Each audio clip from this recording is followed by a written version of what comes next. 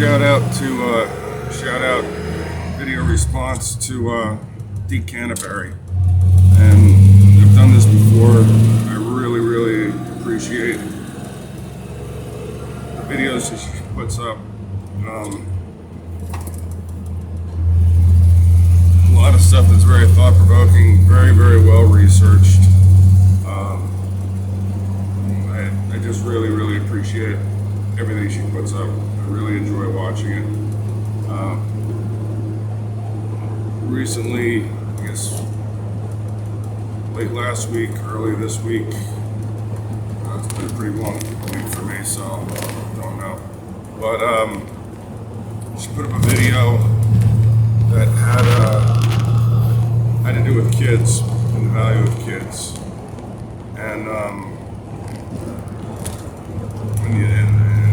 kind of touched on the migrant children and stuff like that. And I started, typing a response, and then I figured it'd probably be easier just to do this.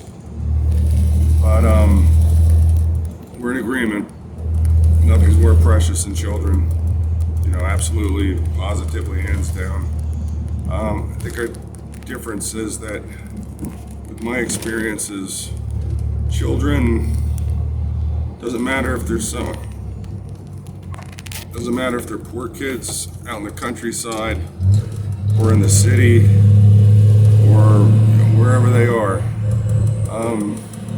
Even rich kids, kids from very, high net worth parents.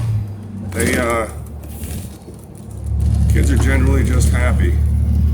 If they have food, if they're fed, if they, are not under duress, they're pretty happy. Seen some kids, playing with, $2 items that they got for their birthday, and they're happy as happy can be.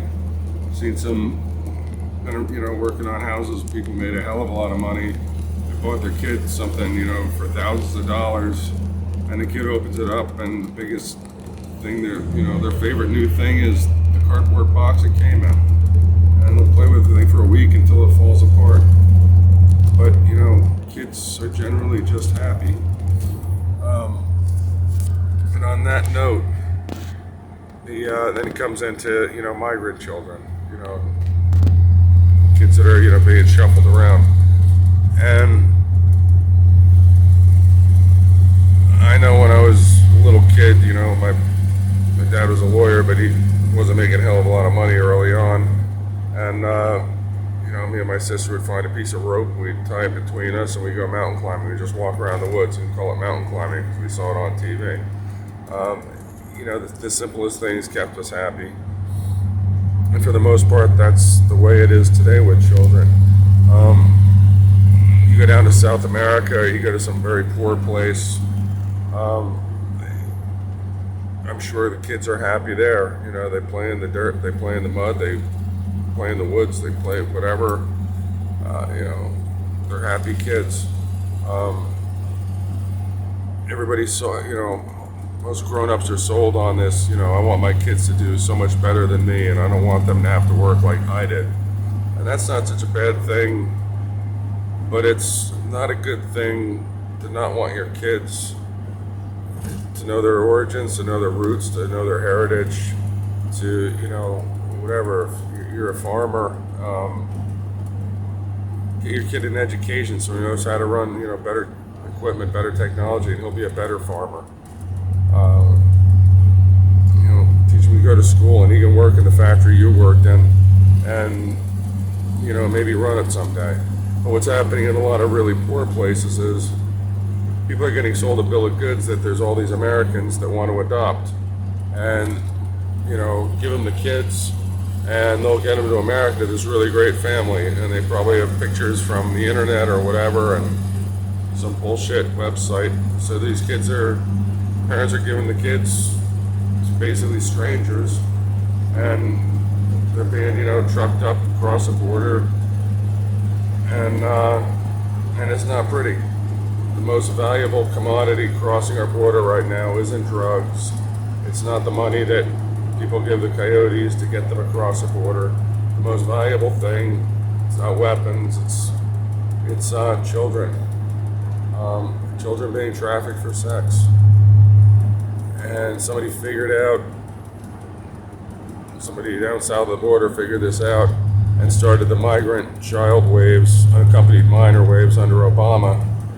And these kids were just showing up, a few thousand kids, small children showing up, just dropped in the desert. So then Border Patrol would pick them up and they'd have notes, send me to wherever, and not knowing what to do with them, they did. And they were getting dropped all over and, all sorts of places. And a few weeks later, they were finding them sexually abused and beaten to death in dumpsters. So Obama, basically, he's the one that built the cages. And it wasn't the best response, but it was a quick response, and it was the appropriate response because they had to figure out where these kids came from and where they were actually going to a safe place. And when that happened, I knew about it. And when they blamed it on Trump, I knew that it wasn't a Trump thing. And, it was kind of kept under wraps. But it was the safest place to put the kids. And they weren't actual cages. They were slapped together and basically partitions made out of, chain link fencing and whatever crap they had. I mean, it was a disaster, but it was a necessary disaster because the alternative was much, much worse. Now growing up, being a foster parent, my kids had a good childhood. Whether we had a lot of money or we were short, my kids had a good childhood. They turned out fine. But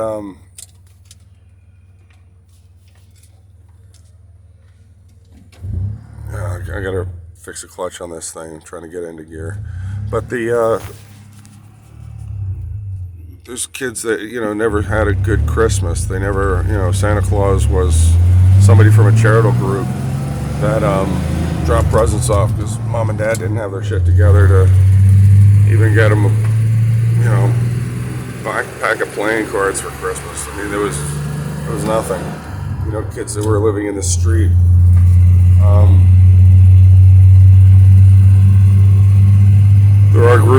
There are charitable groups.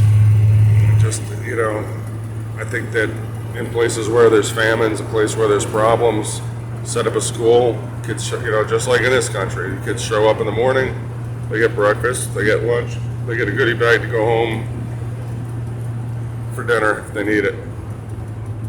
But I don't think just trucking kids across the border is a great idea because so many are turning out. So many are really, they're getting handed off to demons.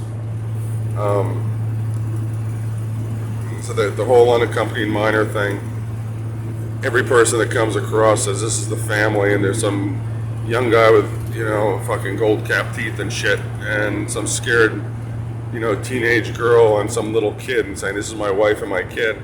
Give them a DNA test. Find out who the hell they are. If they don't match, that guy goes straight to prison for the rest of his life, breaking rocks in Leavenworth or something compatibly shitty. Because it's epidemic. I mean, it's beyond epidemic. The border's got to be shut down. This thing's got to get under control. And I have no problem with people from other countries. I have lots of friends from other countries. But we can do a lot more good here in this country for the children. And we could also do a lot more good in other countries for their children. And it doesn't have to be the American school. The Catholic Church, I'm not Catholic and I don't support a lot of things about the Catholic Church, but I do respect that they've got a great reach, and the Catholic schools, where natives of that land are running locals are running that Catholic school, and they're feeding the kids and educating them, and that's huge.